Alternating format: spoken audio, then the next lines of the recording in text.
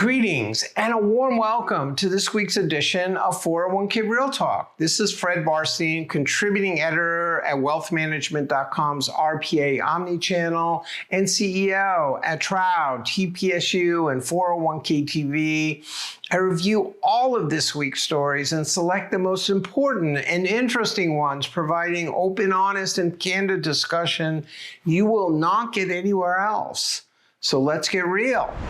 First story, the Doge cuts have hit EPSA with 22.4% of the over 800 employees resigning, sure to cripple people-intensive activities like enforcement, which restored $1.4 billion in 2024, help hotlines, and Secure 2.0 implementation. At a recent industry conference, Ali Kawar, former Principal Deputy Assistant Secretary of Labor, questioned whether the agency can fulfill its mission, claiming that the agency was already understaffed and that Doge efforts could lead to the best and brightest leaving or looking.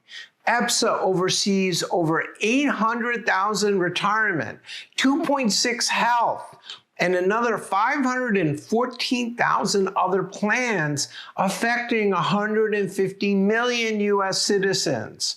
And while ERISA litigation has not hit smaller plans yet, they are held in check by the DOL, which may no longer be the case, especially troubling as new plan formation explodes.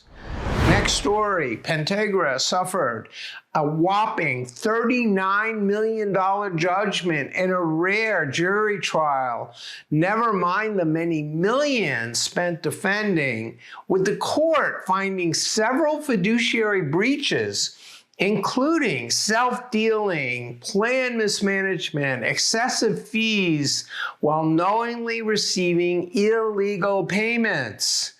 The class action lawsuit against the MEP, made up of about 250 community banks, had $2.2 billion at the end of 2023, pitting the legendary Schlichter and Bogart law firm against Groom Law. What's especially interesting is that the Pentegra is aggressively marketing their 316 services, where plans outsource fiduciary services to them. Next story, after potentially opening the ERISA lawsuit floodgates in their Cornell decision, the U.S. Supreme Court has asked the Solicitor General for an opinion about an issue raised in the Home Depot case of whether plaintiffs need to prove actual damages or loss, or defendants have to disprove them. The case started in an Atlanta District Court, ruling that the defendants affirmed by a Court of Appeals decision. There are splits in other districts, so likely the Supreme Court will need to decide the issue, which will have huge impacts on ERISA litigation. Next story, what are the key functions for an RPA? An advisory firm outlined them for plan sponsors recently, which, along with fees, funds, and fiduciary, include participant education and regulatory compliance, along with proper due diligence and fee disclosure. Red flags include the lack of documentation and plain English communication, not keeping plans current on new laws, and ignoring participant demographics.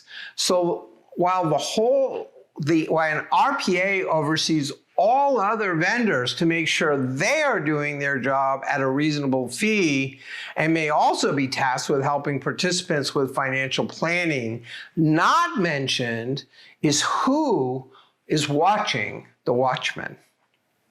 Finally, be sure to register for TPSU's May 7th 401k Cafe, which will review the 10 biggest lies told to plan sponsors, including my favorite, that your plan is free. So those are the most important and interesting stories from the past week.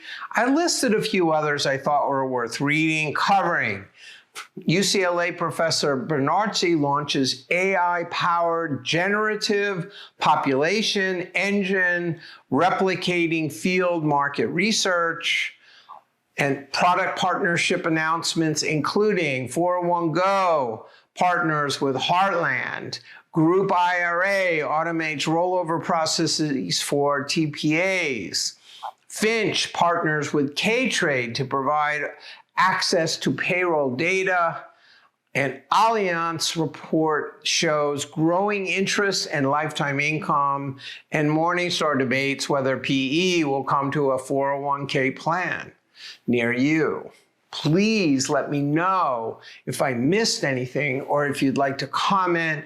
Otherwise, I look forward to speaking to you next week on 401k Real Talk.